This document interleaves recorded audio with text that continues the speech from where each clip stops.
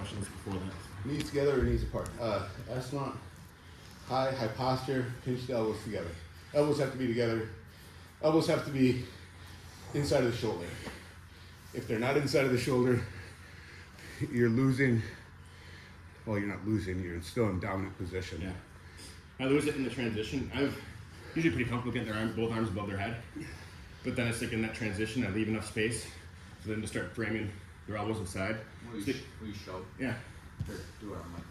Yeah. Pull with your heels too. Like your heels have to pull and your knees have to squeeze. It's more lower body than upper body. So I'll get to this. Yeah. Right, I'll get to here. Get to here, and then I can sit here, right? I feel pretty comfortable. Sure. But as soon as I go here, and then in this transition, when this left leg comes up, his arms start to come down. And then it gets like right here where his arms are down now. So, first things first, go back where you were before your transition. So right knee is up towards the head. Yep. Pull his head up off the ground with your hands. Yeah. Right here. And now bring your leg in. Your chest should be facing that way. Yeah. Yeah.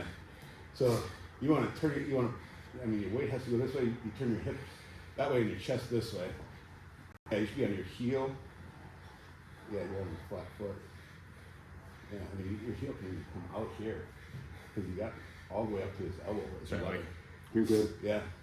And then sit real tall. Put all your weight on this left hip point. Yeah. It should suck. Yeah. But it's corkscrewing and going up. We're doing a little bit different where we're looking for that arm bar where you're giving up position. He just got to go this way with his hips because his hips are that way, Right. and he can get a frame in there. But if you're popping and corkscrewing up, that's how I like it. But there's different ways to do it. I understand your point though. Mm-hmm. Of lifting, when you're lifting pace bed, tie your bundle together. Because I don't need to let go of his arms in order to get into S mount. So Mike, can I use you? Yeah, you can keep your head over his hips. Yeah. So like once I'm here. Yep.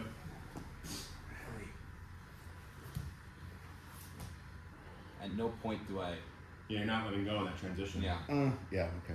And then from here, what Brandon is saying is now I can start twisting like this. And then squeeze your foot to your. And now everything is. So super even tight. before that, if you posture up and go to this hip with this hand, now he can't shoot. Yeah, grab pants and sit tall. Yeah, and your pressure's going down into his and squeezing those arms up because he's got to bring his hips this way to escape. So if you're anchoring those hips with your hand. Okay. Any other questions? Maybe. Of course. Yeah, personally, I wouldn't leave that shoulder bundle there. I wouldn't leave this. I'd make him escape into my attack, which I guess if you're down by points and you need the submission, you should go for it. Or if you're cooking, but One thing too that I want to talk about is if your opponent's hands are by your hips in mount, the easiest way to get their hands up is to threaten something around their neck. yeah. Okay. So by far and away, Mike can use you. Mike will be on his back. I'll be in mount. Let's do it this way. By far and away, the easiest thing to do would be to reach and then reach. See how his hands are already coming up, Right. Yeah. right? And now from here, I can abandon this and now start going. Yeah. Okay. But there were a lot of times where guys were, they were up high, and then Mike is exactly where he's at right here, where their arms are by their head or by your hips. Mm-hmm. This is where now I'm going to start really cross-facing Mike and start looking for like punch chokes and things like that. And when I'm punch choking, this arm goes under the head. It grabs my own forearm, and then I'm literally just taking the back of my fist and I'm trying to crush his trachea. That's it. Right? I just need to make it suck enough that he wants to get my hands away from him. And then once his hands are away, that's when I start attacking. One last thing from mount, okay? when they're going for this hip escape, if they're really tight right here, a lot of times it's really hard to get your hand in. What I want you guys to think about is making your hand like this, okay? I'm gonna make my hand like this, and I'm not gonna shoot down and then up. I'm gonna shoot down and then towards my feet. So I go down like this. Or where the space naturally is. Yep. Okay. And then from here, now I drop my elbow, right? So even if Mike is really tight right here, keep up tight as you can, tight as you can. I'm gonna get it. Whereas if instead I go here, and now I try to go up from here, I have no power, right? I can't force Mike's shoulder up this way, but I can go down and then drop, and now I'm gonna get it. If you're going straight, you're going into all that anatomy. Yeah. Also, Pretty think, much touching me and then. Yeah. think of misdirection too. Like, so he just said the two opposite things: going to his throat and going to his elbow. If you want his elbow, open the door by going to his throat, with the intention of his elbow coming out. If you want to go for this elbow here, bring this other blade across his throat, you know, and now I'm going for a punch stroke on the other side. But, you know, just think, if you think misdirection, it's just a lot easier than trying to force the door open than having him open the door for you, you know, if you just try to plan it. And a lot of you guys are doing it. I mean, you know, I'm seeing it and feeling it. One last thing from half guard, if you're passing half guard,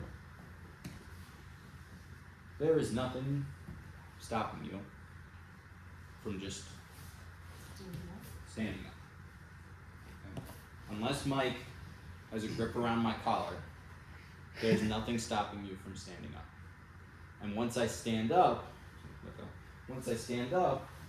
now I can start controlling and moving side to side. Okay.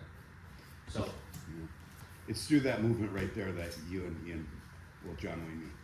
yeah. You're pinning my knee down and you're making me open the door to John Wayne.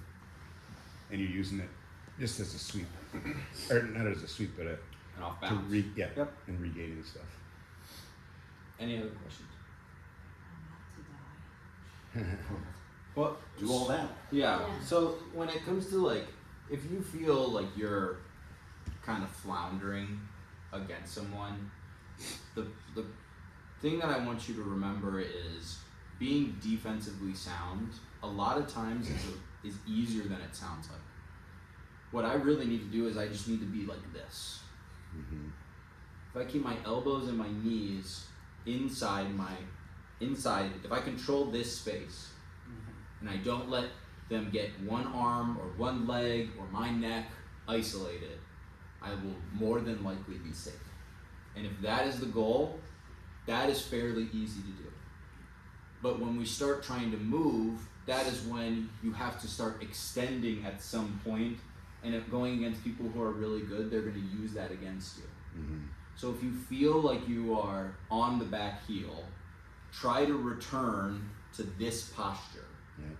And this posture happens in a bunch of different ways. Like, let's just say I'm in mount, right? This is the opposite posture that I want to be in, where everything is extended away from me. But then we go for our hip escape, and what posture am I in, right? If I'm in half guard, this is the opposite posture that I want to be in. But if I'm going for my sweeps, this is the posture that I want to be in.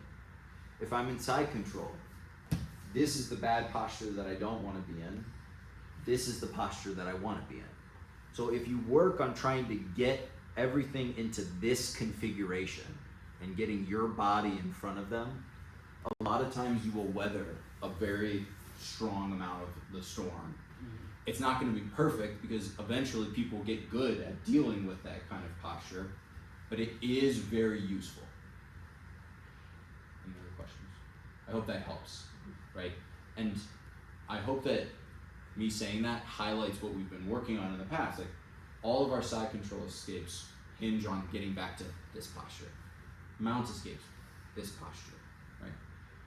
That's like a blue belt testing. I was just trying to get back to that while you're breathing so hard. Yeah. And it's hard. I mean, we do 6 rounds here in the morning, right? 6 really hard rounds from bad positions.